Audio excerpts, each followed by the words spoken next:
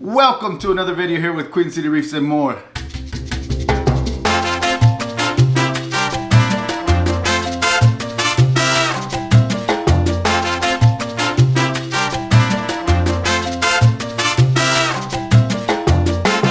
Here we go again, another episode. Trying my best to bring y'all as much as I can. Y'all definitely continue to keep me busy. For those that don't know, make sure to check out our website, www.queencityreefs.com. It is where you will find all my corals that I grow in my 310 gallon, in my frac tank, in my anemone tank, and so many other tanks that are around here, and soon in this tank. I will bring you to this tank here in a second. This is what we're going to focus on, but I wanted to introduce you to this before I actually connect it so that in long term I can come back to this video and show you when we introduce these and then give y'all a long-term review, right? So let's start with this right here. This is the TMC Vectron Titan UV. This is a UV sterilizer is what it is. But apparently they have advanced technology here that, you know, they call it photocatalytically enhanced aquarium UV sterilizer. Apparently the body of this inside is actually, the body of it inside has a photocatalytic lining which helps with apparently oxidizing hydroxyl radicals, where you look, I'm not going to pretend to be some kind of scientist here and understand what it says, but if you read right there, you'll see what it says. Pause it so that you're able to actually get through all of that. But it is a new UV sterilizer. It's supposed to react with that lining and form some kind of ozone that is not long lasting, and it's supposed to not be dangerous. So I don't think I have to worry about it. I am a little concerned because I did buy this oversized. If you could see, it's really a small unit. I mean, you could, if you pay attention to the inside of this, I don't know if a lot of people have brought you this, but there is the actual unit. It's a very thin one, and then above that is the power supply that is used to power this UV sterilizer. It's a 25-watt sterilizer, and pretty much all it is, the whole thing is encased in this purple plastic cover. It looks neat, don't get me wrong. It feels a little cheap because it's loose in there. I don't know, maybe, I don't know if it's supposed to be like that. So it's a very thin tube, so I'm assuming we're gonna have to probably really slow down the water. I don't know, I'm definitely curious because I like the idea of it generating ozone, I guess, because of the technology that it's using this. Again, I'm not a professional. I don't know. I do know that they offer a 3-year warranty. If you look at the box right here, they actually offer a 3-year warranty, so that's actually pretty cool. I will find it a pain in the behind, to be honest, when it's time to change the bulb. Apparently you're gonna have to unscrew these, only 3 screws, unscrew it, take out the tube, and it will actually slide all the way off because there's nothing gonna be blocking it on this end, and you'll be able to change the tube through this end right here. So maybe it's not gonna be as hard as I thought, but it is gonna be a little bit cumbersome because unlike your other UV sterilizers, or it's just a black tube, and from one end you can put it in your sump to where you can just unscrew it, pop the bulb out, put the new one in, and go about it. So if there's a con so far just from seeing this, it's gonna be that. It's gonna be a pain in the behind to maintain this and to change the bulb. And then when it comes time to have to clean the actual glass that surrounds the UV sterilizer and keeps it from getting wet, I believe it's called a quartz or something like that, that's gonna be even a bigger pain, because normally what I do with my other ones is I'll soak them in citric acid for a while, and then all that stuff comes off like nothing. So yeah, definitely not looking forward to the maintenance, but definitely seeing if there's actually any difference outside of what a regular UV sterilizer does, especially with that catalytic lining that it says that it has, which it then creates the whole ozone. So to me, this is it not only does it use the power of UV, but also that oxidizer to then better clean the water, I guess. I mean, at the end of the day, I think that's really the goal here. What's gonna power this? This is actually gonna be powered by a Hygger water pump, right? And I don't understand this right here, but if you look at the name here, frequency, I'm not sure if that's on purpose or not, but it's missing an E. Yeah, I need to do better. But I have used Hygger products before. I do trust that they'll work. It has a 1-year warranty. I'm hoping it lasts a lot longer than that. It's not going to be doing any harsh work. I'm not going to be running it 100%. This is a 660 gallon per hour pump, and my goal is really to run about 100 gallons per hour here, maybe less. I'm going to do the math whenever I get a chance on how much I should, run through this. I wanted to actually create this video prior to actually going in there, because I actually started already to plumb it together and all that, and then I was like, you know what, I should be making a video, especially because I wanted to show y'all what exactly is going to be going into this tank. And the tank that I'm talking about is right behind me. I'm actually going to go ahead and get behind the camera here and let y'all see what y'all are really here for, and not have to continue with these. But again, this is the Vectron Titan 850, which is the bigger model, 25 watts. This is made by TMZ, which is, I believe, a UK company. Yep, made in the UK. And this is Hygger, which is a water pump. If you notice, looks exactly like one of TMZ's pumps, and then what Aqua Illumination came back with. I don't know if it's the Axis or what exactly. I can't remember exactly what it's called. I have one over there in the other tank. But it looks like a lot of companies are now coming out with their own form of pumps that stand up in this direction so that they better fit in an all-in-one system, which is what this tank is. So you know what? I'm gonna talk behind the camera, and let's get to this. All right, so here you have it. This is the Innovative Marine SR Pro 2 80 all-in-one aquarium with an APS stand. Black in this case, which is an aluminum stand, very lightweight when we had to move it into this house.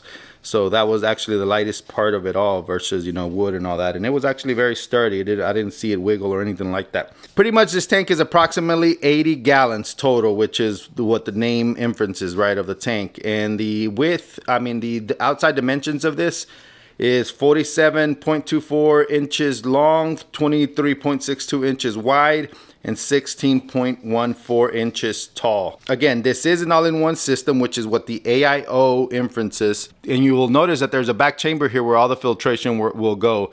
Now, these are not gonna be the permanent skimmers. This is actually what I have laying around. This is a eShop's nano skimmer. And then I have a Tunzi 9001 skimmer here too. I'm putting two because I want there to be skim from both ends where the water goes through, but I don't think these are going to be my permanent skimmers. We'll see how they perform because they are rated for much lower tanks. I think one is for like 20 gallons and the other one's for like 20 gallons as well. Therefore a total of 40 gallons. And so I want to see if maybe going 40-40, finding a nano skimmer that's for 40 gallons and buying two of them. But before I do that, I'm going to try these out because they may perform better than I expect. As you can see, if you've been following along, you'll see when I introduce this tank, and you'll see here that I have finally gotten around to filling it, finally gotten around to adding sand and rock. Let me know what you think of the Aquascape. It took me a while. Now, it's nothing fancy, but it did took me a while to come up with what I was thinking in my mind. In my mind, I was thinking that I did want it to start up high up here and then start going low and leaving some sand area right here. I wish it was maybe a foot longer just so that I can have a little bit more sand space, but that's fine. So you'll see a lot of shelf rock here. Most of it is Marco rocks, and there's actually a few pieces that are Carib Sea. Lately, I've been hearing a lot of bad things about Carib Sea, the life rock.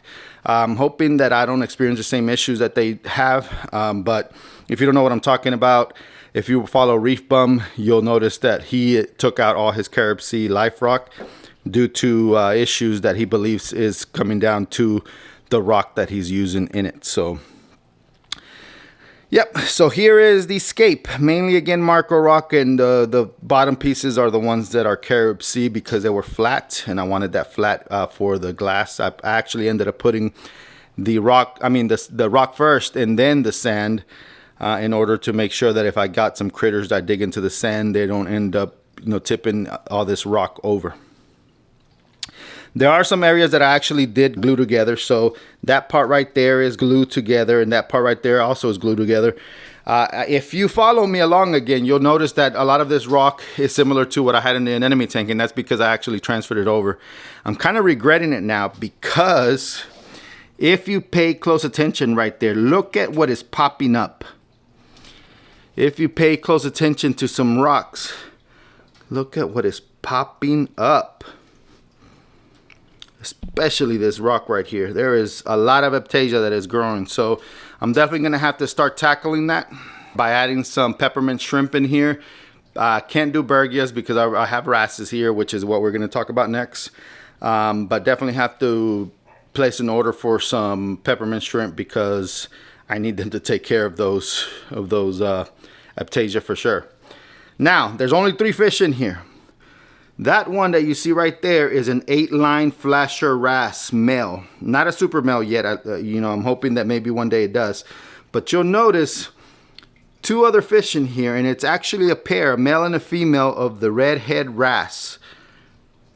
I'm going to place a picture because I think it's going to be a little hard to actually get to see what it is. I'm going to place a picture of all of them. And that is what so far is in here. They're eating frozen flakes and some pellets.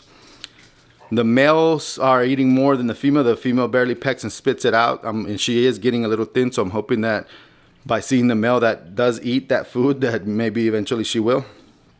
I did try some mastic that, you know, you place on the glass here and it's disappeared, so I'm hoping that they've ate it. All right, so far right now in this tank, there's really nothing much. The next thing I am going to connect, and I'm not sure I need to bring you out to this because I'm sure you know how an ATO works, but we'll introduce it, is the Osmolator 3. I've always loved using osmolators. They've never failed me, but then again, none of the other ones that I've used have ever failed me. Knock on wood. Hold on a second. They've never failed me, so I just, you know, I did want to try this out because I knew it was a new pump. I knew it was quiet, and I knew it was less of a mess. It was just that sensor. So one of the things that I will say about the previous osmolator is the, you know, too many wires running everywhere, and I sort of didn't like that, but I was willing to put up with it just for the simple fact of being, you know, having something reliable. There's a 10-gallon tank that I'm using as an ATO. I didn't feel I needed to buy anything fancy for this since it's going to be hidden. And then, of course, all my mess of wires are right on that second shelf. I'm debating whether I really want to take some time to put those together or just leave them as is, since I'll be able to just close those doors and not have to look at them. All right, and this is really the newest tank that's come up, and this is what actually replaced the 40 gallons. So I did not add another tank to the Queen City Reefs house. I've actually took one down, the 40 gallon, and I decided to go ahead and replace it with this one since it is a much nicer than the 40 gallon, and I was able to get it at a great deal. Oh, I did forget to talk about the lighting. So the lighting that's going to be on here is actually going to be 3 of your Radion XR15 G4s. I have it like at 10% just because I wanted some light in there for the wrasses, but not intense enough where it's going to start creating algae, since I need to focus on getting cleanup crew for this tank in order to make sure to combat that once I'm ready for that. I did place an order of copepods as well with Algae Barn. They had a deal right now. If you look at their deal section, it'll show 20% off all copepods. So I decided to get 8 jars of the Galaxy pods, plus the you know, when you buy them in bulk, it discounts them, and then plus the 20%. It was actually not bad of a deal. Well, I don't know if you have any questions, comments, or concerns on this tank. Definitely leave them below if you have any questions, comments, suggestions. This will be the new LPS tank. Although I have been thinking that I might instead want to convert this into the SPS tank and convert my 300 gallons into an LPS tank. You definitely want to stay tuned. You definitely want to subscribe. You definitely want to hit the like button, and definitely stay tuned for more, because we have a lot to talk about when it comes to the more established tanks, so we can see where they're at and really, you know, have a discussion to discuss what's going on. All right. If you don't have any questions, comments, concerns, then I'll leave you to it. If you do, make sure you leave them in the comments below. If there's anything you'd like to see, make sure you leave it again in the comments below, and I will catch y'all on the next one.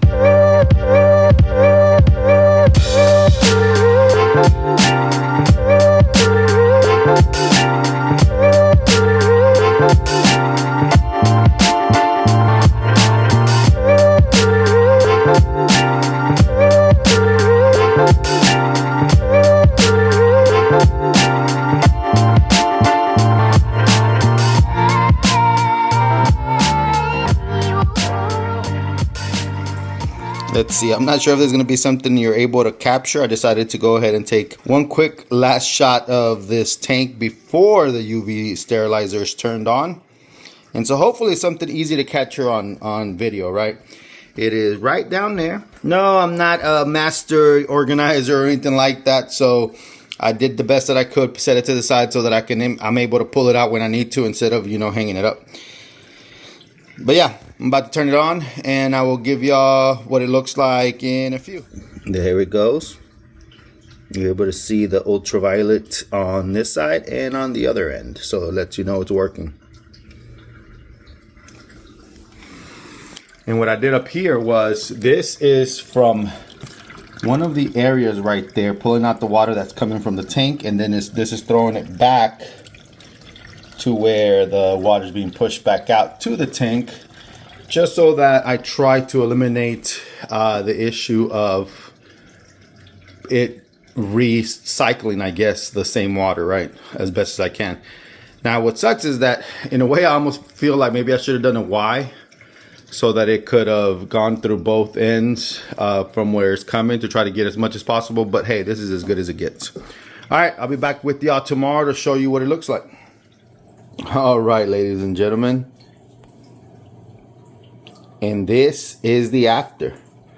I can actually in 24 hours see the difference, at least to my eye. I don't know if y'all can tell on the phone from the before and after, but I definitely see how much clearer it looks.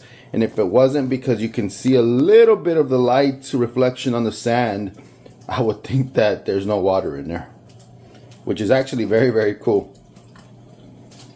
All right, well, those are the results of a UV sterilizer. I hope you enjoyed this video. Make sure you like and subscribe. Make sure you leave a comment below if you have any comments, questions, or concerns. Yes, that's my wife on the reflection. Say hello to everybody, Jeanette. All right, y'all. Catch you on the next one.